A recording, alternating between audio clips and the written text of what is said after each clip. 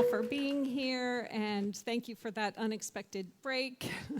And also, thank you to Jordan. I really want to say the whole spirit of this gathering has, to create a venue. Thank you. Yeah. Where we're really going to have an opportunity for so much interaction. That's what I really look forward to here, is hearing from you. I'm honored to be architecting a new paradigm with you. And so thank you. When I first heard about it, Jordan said, I'm going to have this conference, Architecting the New Paradigm, and you can come, you can talk about anything that you want. I was like, wow, that's an intriguing invitation. All right. I mean, architecture is right up my alley. I actually went to college initially to become an architect, but it was Berkeley in the 60s, and there was a lot going on, and I was learning about it. And so instead, I ended up studying journalism and nonviolent civil disobedience.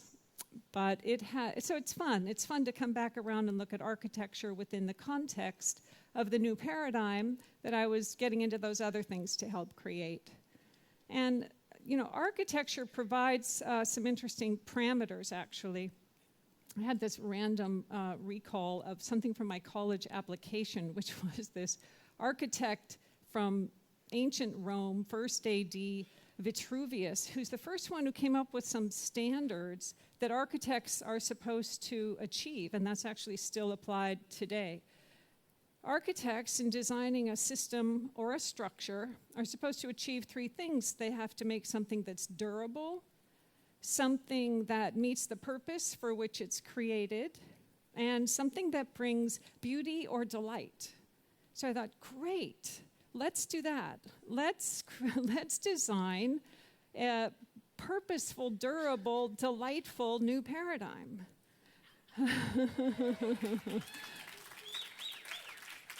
So I come at this, I'm a producer. I produce Thrive, I've produced all kinds of things in my life. And so I come at this very strategically and practically.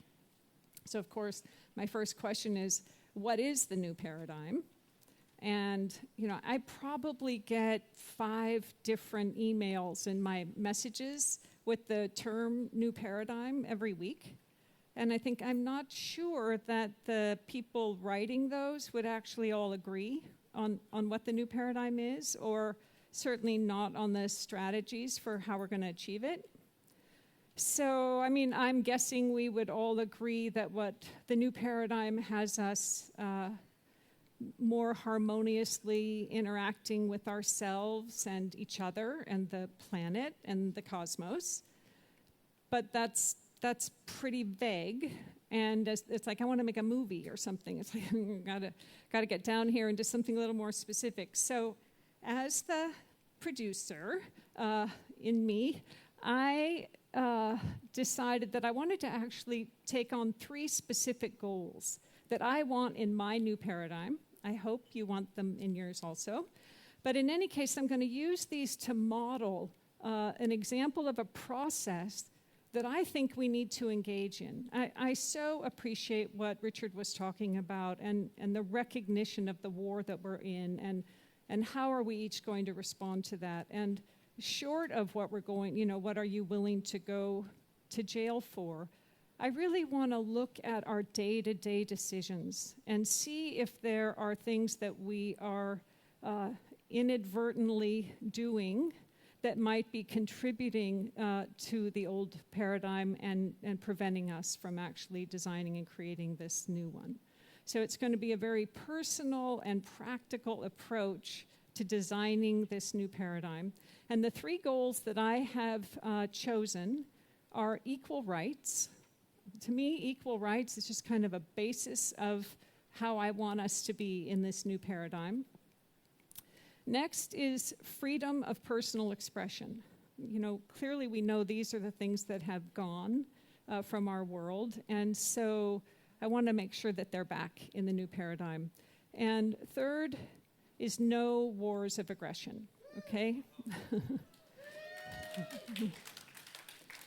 So so I'm going to take these apart with, how our daily decisions are either going to achieve or not achieve these things in the new paradigm. And I want to begin with two things. One, I want to ask that you listen with your hearts as well as your minds, because I believe there is a lot of healing to do between here and this new paradigm.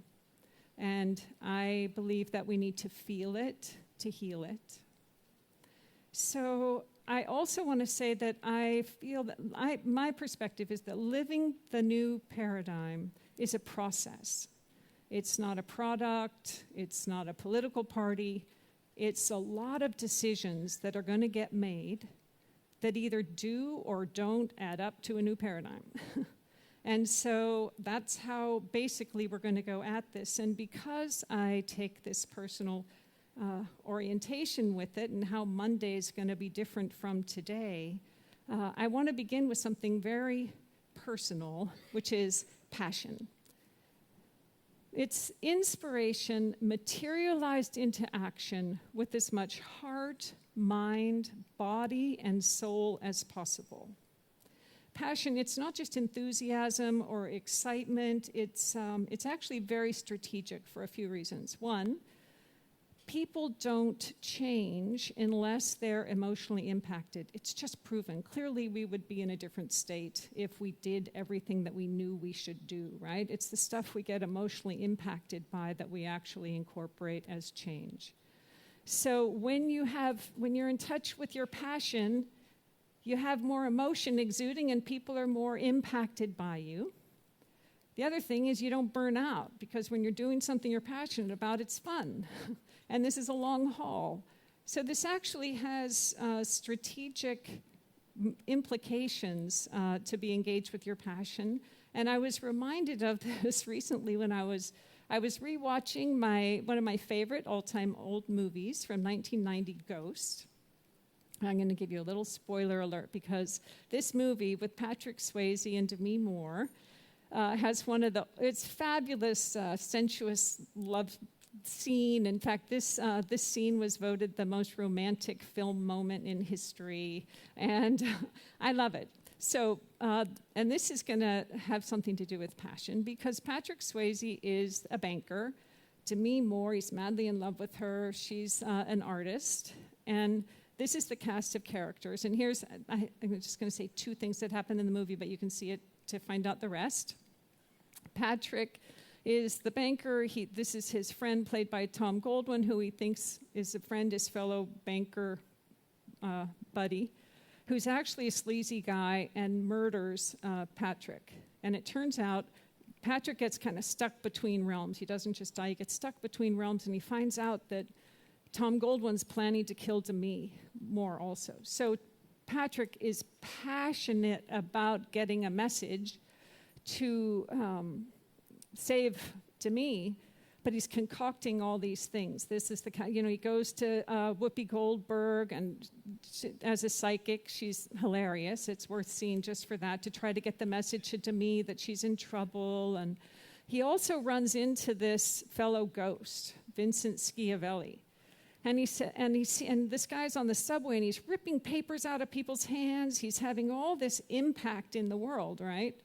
And Patrick says, "How are you doing that? I can't get her to see that I'm here to give her any kind of message."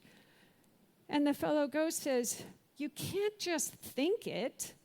You've got to feel it," right? So he teaches Patrick how to really feel his passion and get into it and have this impact in the world.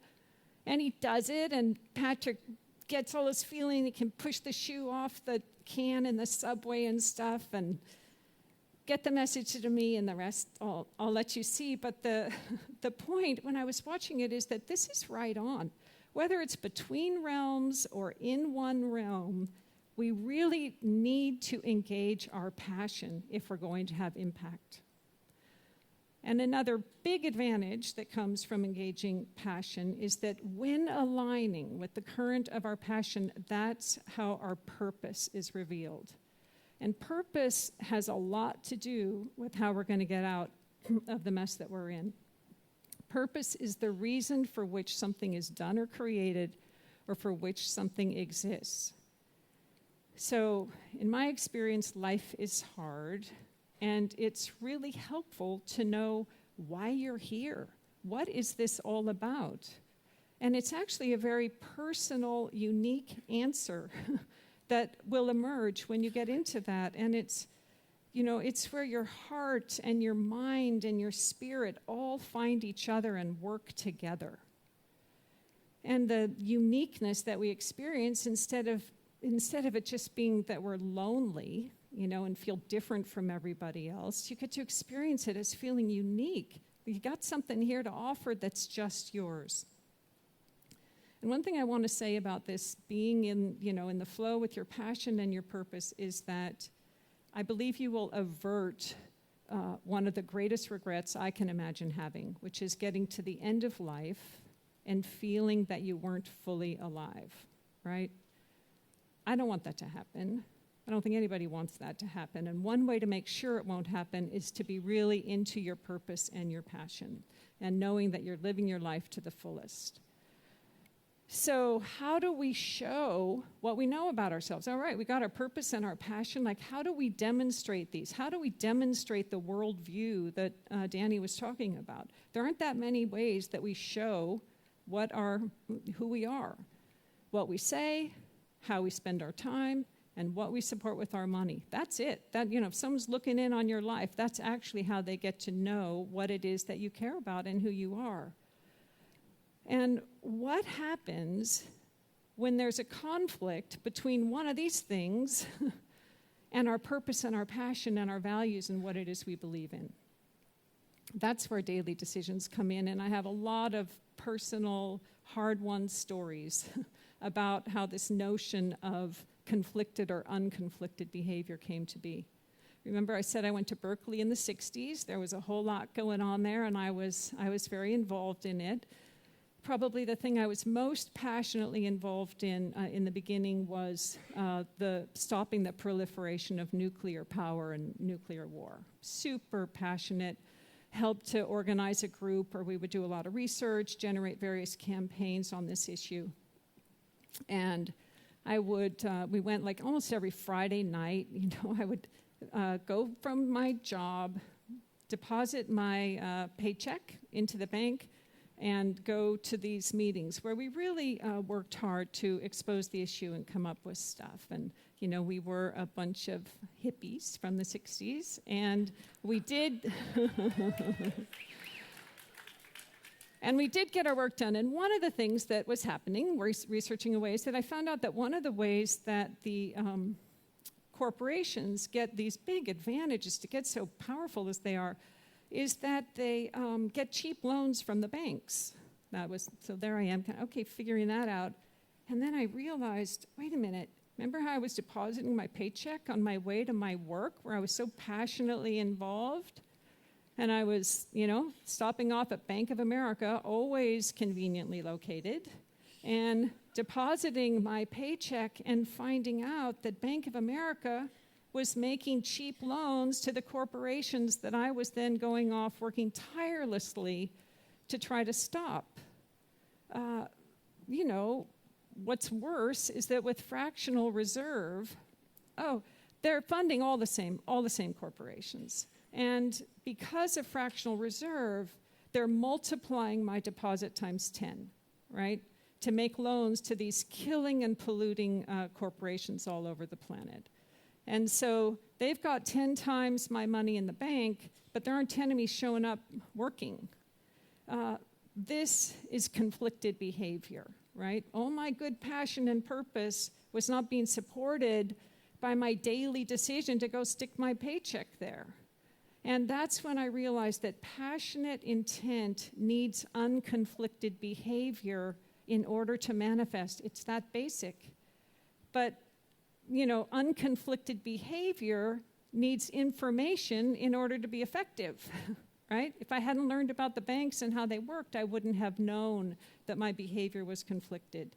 So how do we get informed? I mean, there's so much disinformation and biased information, and you got your mother and your friends and this magazine and that telling you various things, and I realized this is all about critical thinking, right? I have got to figure out, motivated by my wanting to be passionate and purposeful and stuff, I better figure out how to do some critical thinking. And I was greatly facilitated by F. Scott Fitzgerald, who said the test of a first-rate intelligence is the ability to hold two opposing ideas in the mind at the same time and still retain the ability to function, right?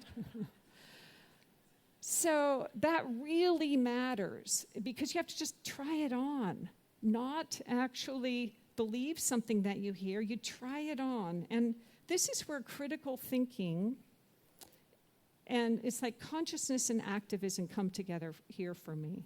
Because, when I'm, like, critical thinking requires a state of not knowing. It's like that quiet mind, right, in meditation. And I love it when I'm just blissed out and I have no thoughts. But the real value for me of meditation is coming back, right? When I'm meditating, then whoops, I'm totally distracted with this thought. And I come back to center. It's that way with, critical thinking and listening to these different ideas. And whoops, I'm reacting. Oops, okay, come back. I know how to do this, to actually hold these things. All right, so here we are. We're passionate, on purpose, informed, committed to unconflicted behavior. Let's get specific about equal rights. What are we going to do in our daily lives to deal with equal rights?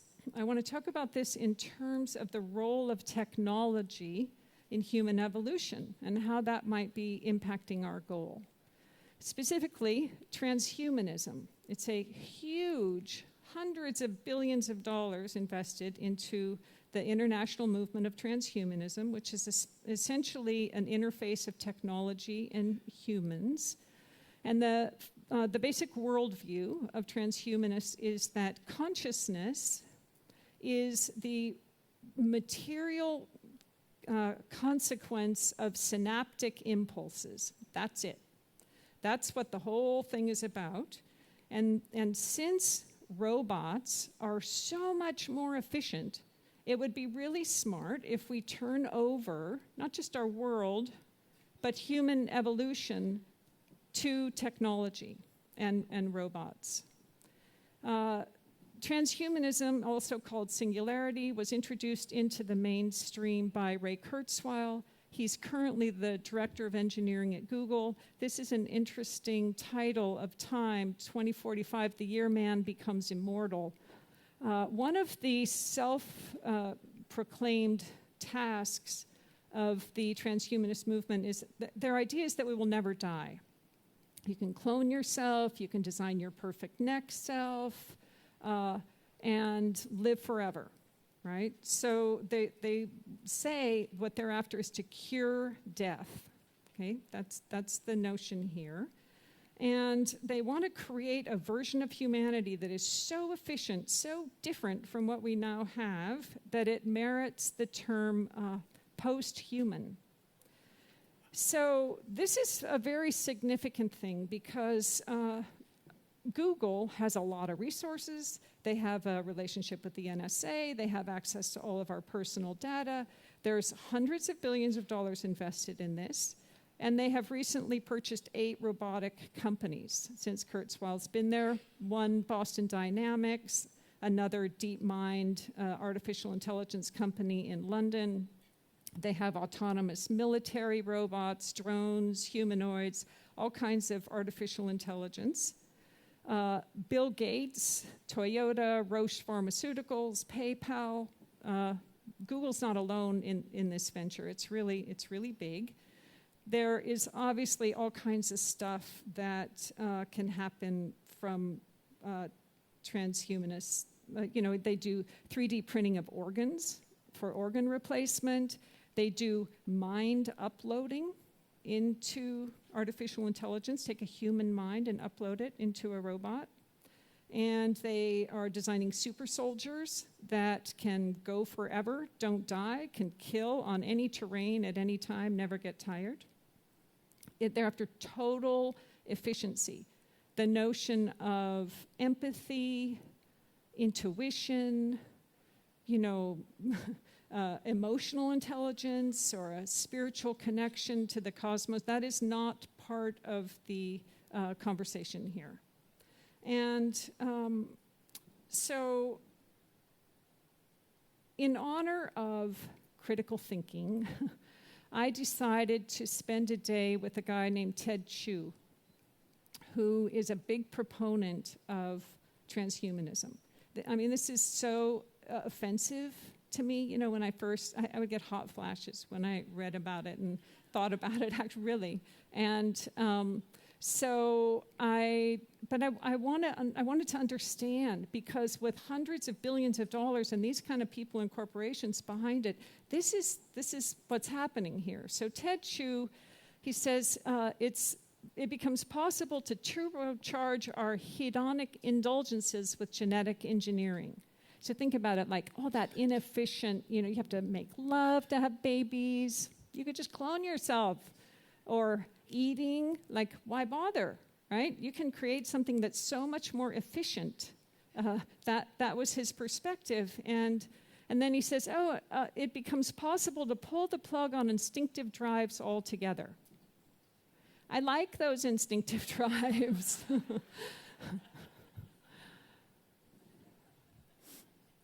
Here's the thing. As it's happening. This is happening. And it's going to end up in the new paradigm unless we figure out how it won't, right? And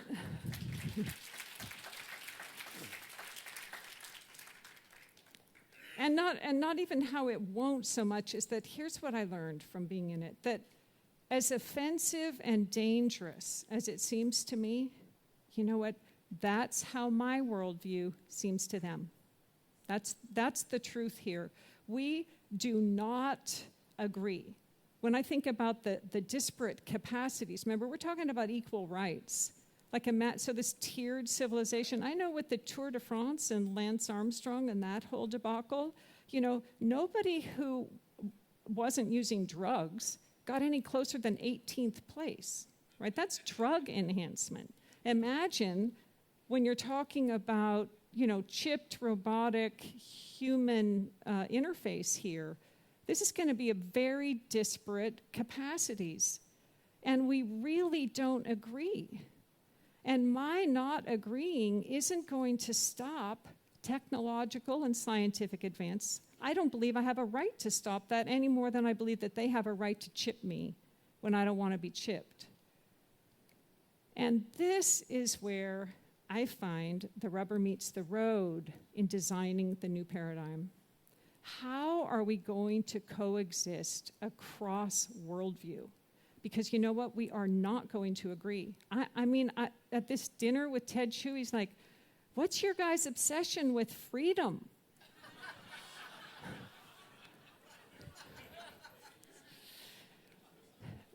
So if I were banking on agreement, getting a worldview that everybody just feels so good about, we're going to all join in, if I had to count on that for my hope, I would be hopeless. That's the truth. But fortunately, disagreement has been going on for a long time. And there are people who have been thinking about this for as far back as 300 BC, and Thomas Jefferson, and Gandhi and King.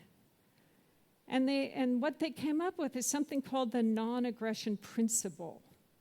And it is simply that you don't get to violate me against my will, and I don't get to violate you against your will. It's the one thing that everybody actually agrees to for themselves. Now, some people want to be violated, but then it's not against their will. Some people want to violate others, but think of it, like how hard it is to get people to agree, right? I mean, look at the world that's being described to us with Danny and that we all know about. So the fact that there's something that people actually agree to and that it's a principle, okay, what would that look like? What does that mean in terms of my daily decision? What in terms of accountability and application and a guideline for actually coexisting? How how do we solve problems without coercion? To me, that is the ethical question of the new paradigm. How do we do this? I mean, I would say, first of all, be informed and learn how to engage respectfully with people who you really disagree with. It is so challenging. I couldn't do it if I didn't meditate. And I wasn't kidding about hot flashes. Like, I'm exhausted sometimes after it, but I feel that when I do it, what happens is I understand something, right? I understand that if I know how to navigate, because what I'm looking for is how can they do what they're doing, I'm doing what I'm doing, and we don't violate each other. So there's personal accountability. When someone's polluting, they're violating me, right? So there's a personal accountability. I have a grounds to prosecute that isn't based on us agreeing, other than on the principle that we already said we agreed on. So I have some ground to start to navigate this. And in terms of day-to-day policy and things, I would say one way to have unconflicted behavior along these lines is to make sure that you never support anything that's mandatory. Mandatory is coercion. All right, so this is the level of stuff where I feel like context matters, right? Getting informed, understanding what it is that's going on, and how do we apply this principle when we're looking to actually hold people accountable for what's happening. So freedom of personal expression. What's an important bit of context here going on? The Trans-Pacific Partnership. It is proposed as a new form of global governance structure. It's funny, it says read the deal. It's 5,554 pages. It just came out this last fall. WikiLeaks, fortunately, leaked some of it, the investment section of it, so we could read that in the summer sooner than that. This deal governs 40% of the world's GDP, right, with these 12 Pacific Rim countries. It was negotiated in secret for 7 years. It handles everything from the environment, immigration, the whole economic deal. There's another one just like it, TTIP, doing the same thing in Europe that's worth getting educated about, but I'm just focusing on this one right now. All right, it sounds really good. When you go to the Trans-Pacific Partnership website, it says they're going to stand up for human rights. There's economic and agricultural benefits. It promotes innovation and creativity and protects workers, preserves the environment, ensures free and open internet.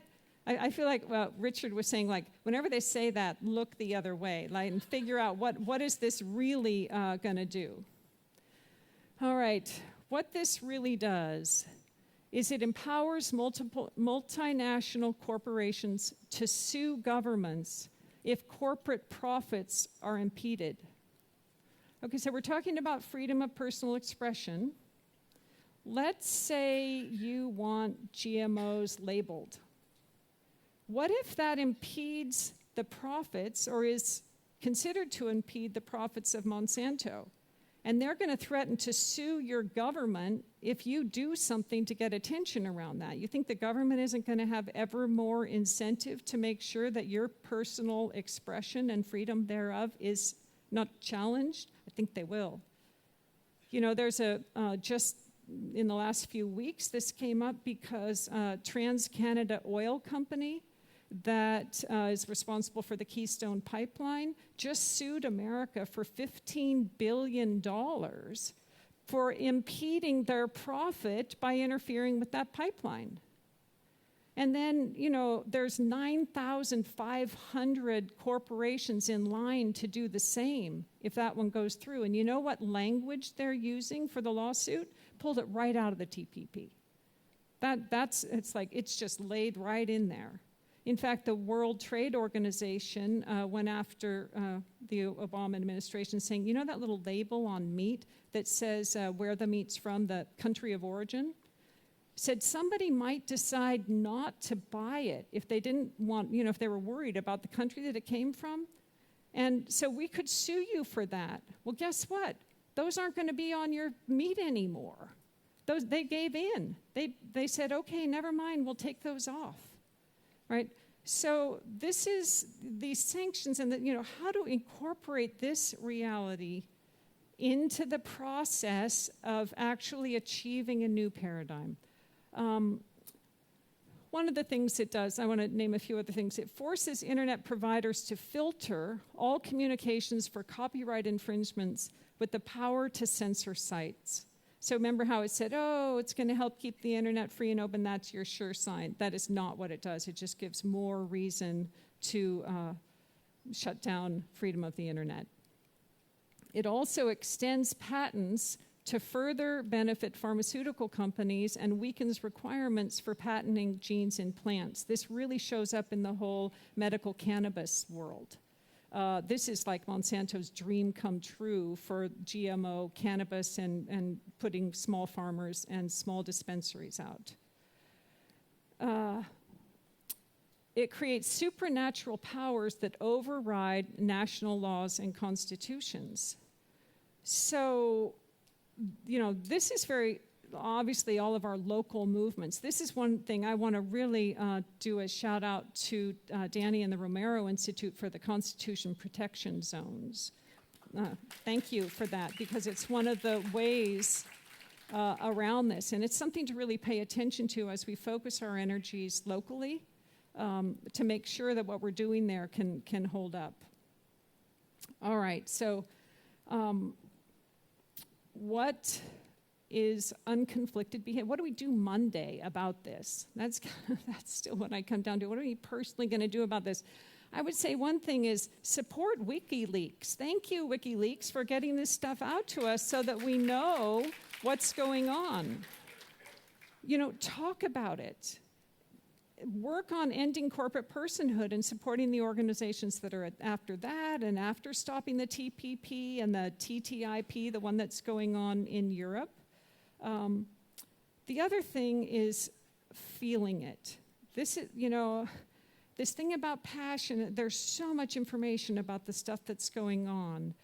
And in my experience, this listening with our hearts and feeling it in order to heal it, the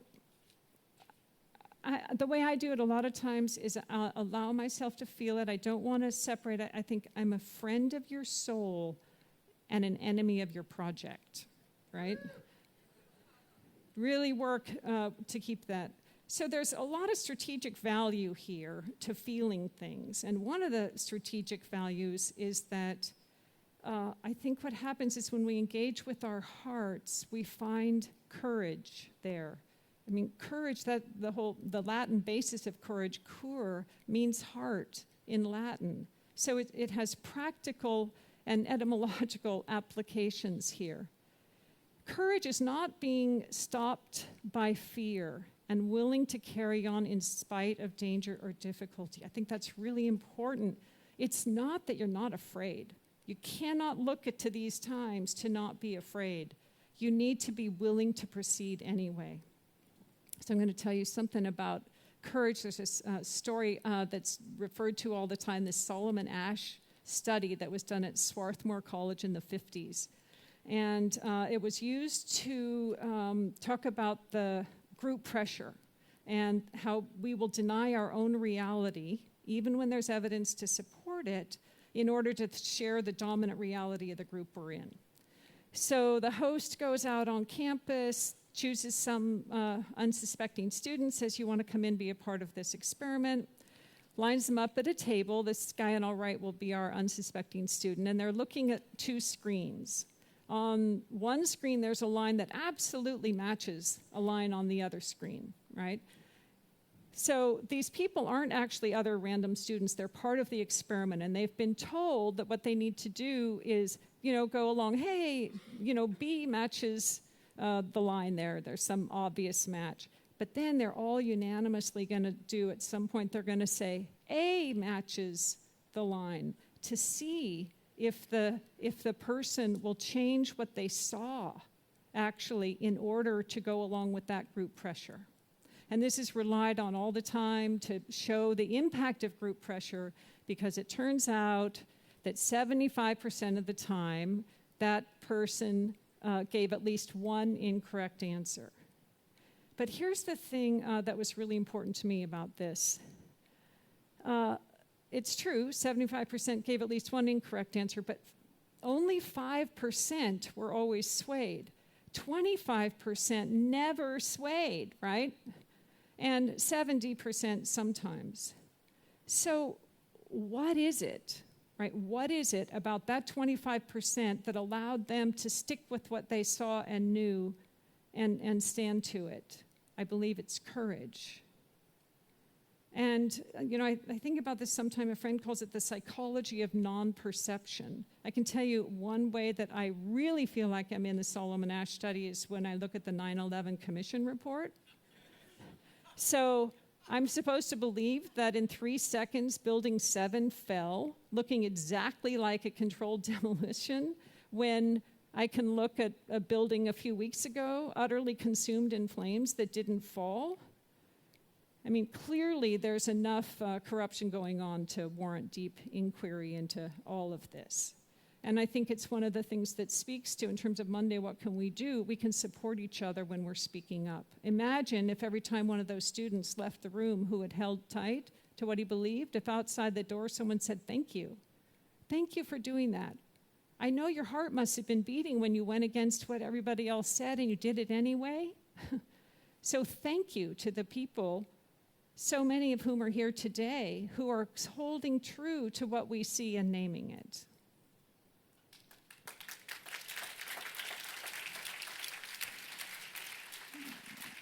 One of the things that happens when we make a commitment to having unconflicted behavior is that it adds to our to-do list, right? Psychologically, practically, spiritually. Like if I say, I'm going to do what I can to have my behavior really line up with who I am, I'm going to have to make some changes.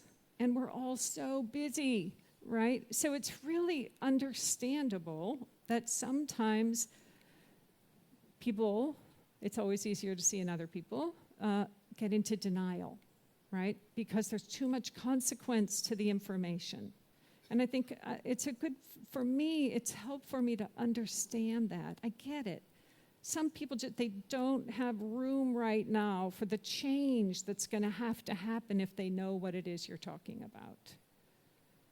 And especially if our solutions can't be based on coercion. Like, wow, that really adds to the to-do list. Almost every solution I was taught, so-called solution,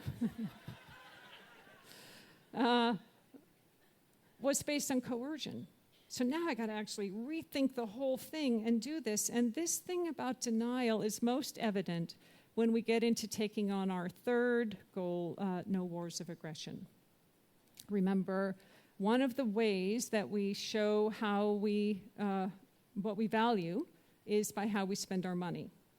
All right, so, this is just according to the National Priorities Organization, that it's 1/4 of every tax dollar goes to the military. That's nothing, compared to all the money that we really know that Catherine Austin Fitts can document that's really going. The war is different from the military. That doesn't count Homeland Security. I mean, the bottom line is that I am being forced to have conflicted behavior by spending my money on something that I don't want in my new paradigm. So we're here to architect the new paradigm that will have no wars of aggression, and right off the bat, we're leaving and kind of forced into this conflicted behavior. And this is where feeling this, I think, really matters. I know I grew up in this conversation. It's been very real to me for a long time. My grandmother was a suffragette, working to get women the right to vote. And she used to tell me a lot of stories about that movement and these bold, courageous women, getting themselves arrested and standing up. She would tell me inside scoop, like how they would sometimes organize abstinence in order to get the guys to vote the way they wanted. And she said, and that was actually, remember, rape was prosecuted as a crime against men's property not long ago. So this notion of organizing abstinence and getting yourself arrested and standing up like this was really courageous. And I asked her, I said, God, weren't you afraid? And she said, yes, we were afraid, but you know what gave us the courage to do it? She said, we absolutely believed that if women had the right to vote, there would be no more war.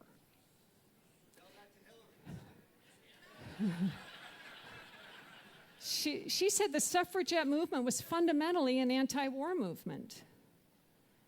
And then she lost her son to a war she didn't believe in. I remember I went off to college. My brother's, housemate at the time got drafted as a medic into Vietnam, came home so traumatized that he couldn't sleep unless he was sitting up in the living room with the light on, upright all the time.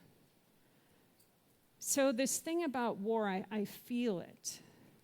And I don't try not to feel it because I believe that it's that feeling that motivates me to try to figure out what is going on with these wars, what's happening with my money here, and that I'm being told by this old paradigm who says with a straight face, they offer killing as a solution. Like, whoa, I am so sad. I mean, did you know that 22 U.S. soldiers kill themselves every day? That's more than die on the battlefield. And, of course, it doesn't count the hundreds of thousands of civilian deaths and what's going on there, the spent uranium we leave behind, the infrastructure failures, the contaminated water, the people wounded for the rest of their lives. 60,000 U.S. veterans are on the streets of our country every night homeless.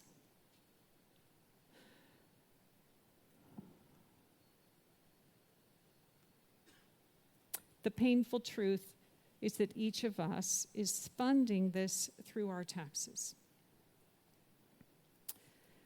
In 1991, the government banned news coverage of images of dead soldiers being brought back into the country. So you don't see that anymore. I remember in Vietnam, day in and day out, we would watch on the news these caskets coming home, draped in flags, greeted by mothers and fathers and sisters and brothers, and whole towns sometimes coming out in just true mourning, right? And I think what happened is that the nation watched that and we felt it, right? We felt it. I think it broke our hearts right open.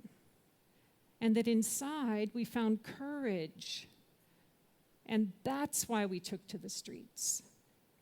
Because you need to feel it to heal it.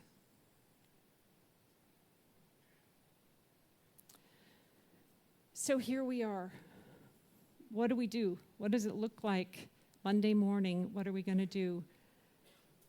I say do whatever it is you need to do to feel the heartbreaking cascade of pain that war is. And then do whatever the courage in your heart calls you to do. Speak up. If you're into voting, hold those candidates responsible. Look at their war records. It's hideous.